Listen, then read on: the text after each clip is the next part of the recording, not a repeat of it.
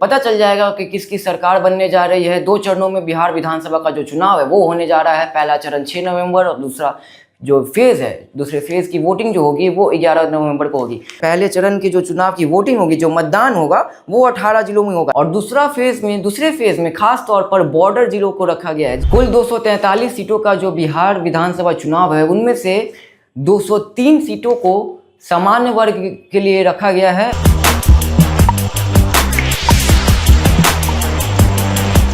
देखिए, बिहार विधानसभा चुनाव की तारीखों का ऐलान तो हो गया है, आपको जानकारी हो ही गया होगा। 14 नवंबर को ये पता चल जाएगा कि किसकी सरकार बनने जा रही है। 2 चरणों में बिहार विधानसभा का जो चुनाव है वो होने जा रहा है। पहला चरण 6 नवंबर और दूसरा जो फेज़ है, दूसरे फेज़ की वोटिंग जो होगी वो 11 नवंबर को होगी।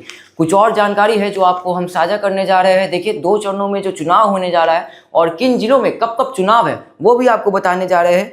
पहले चरण की जो चुनाव है वो कुल 18 जिलों में होने जा रहे हैं। पहले चरण की जो चुनाव की वोटिंग होगी, जो मतदान होगा वो 18 जिलों में होगा। इनमें बक्सर, भोजपुर, पटना, नालंदा, शेखपुरा, लखीसराय, मुंगेर, खगड़िया, मधेपुरा, सहरसा, दरभंगा, समस्तीपुर, बेगूसराय, वैशाली, मुजफ्फरपुर, सारण, सिवान और गोपालगंज जिले शामिल है। जी हाँ, कुल 18 जिलों में जो है पहले चरण में वोटिंग होगी। ये आप कह सकते हैं कि बिहार का जो सेंट्रल एरिया है, जो जिला है, सेंट्रल जिला है, उनको रखा गया है पहला फेज़ में और दूसरे फेज़ में खास तौर पर बॉर्डर जिलों को रखा गया है। जी हाँ, अब दूसरे फेज़ में आपको जानकारी दे दें कि दूसरे जिलों में जिन जिलों में मतदान होंगी उनका नाम है पश्चिम चंपारण, पूर्वी चंपारण, सीतामढ़ी, मधुबनी, सुपौल, खगड़िया, अररिया, किशनगंज, पूर्णिया, कटिहार, भागलपुर, बांका, जमुई, नवादा, गया, जहानाबाद, अरवल,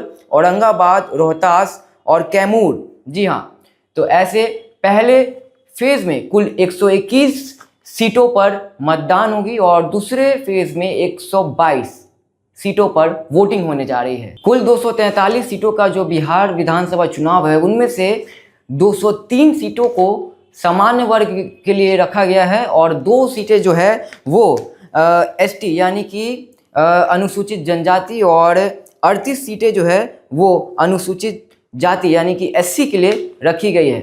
आपको आगे भी और जानकारी मिलते रहेगी।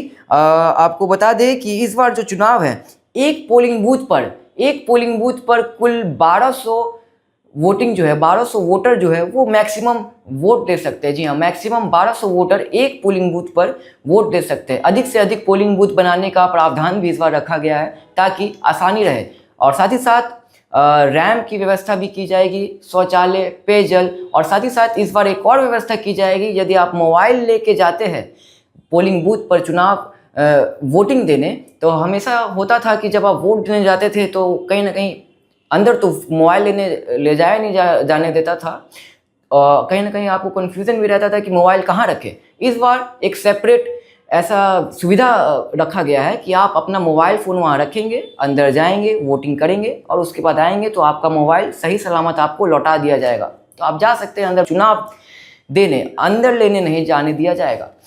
14 नवंबर को मतगणना होगी। 14 नवंबर की जो तारीख है उसको नोट कर ले। आगे की जानकारी आपको बिहार विधानसभा चुनाव को लगातार साझा करते रहेंगे। मेरा नाम अक्षयदीप है। हमारे चैनल को सब्सक्राइब कर ले, फेसबुक पेज को फॉलो करें। धन्यवाद।